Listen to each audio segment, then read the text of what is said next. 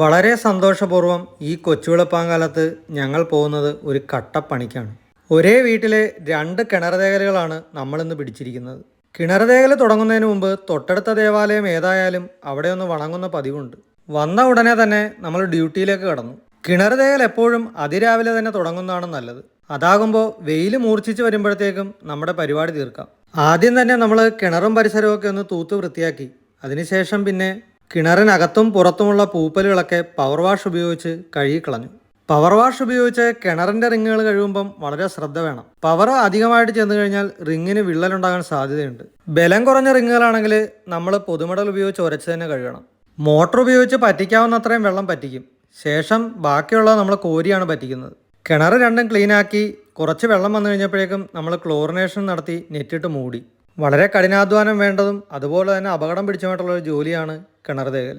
അപ്പം നമുക്ക് വീണ്ടും കാണാം.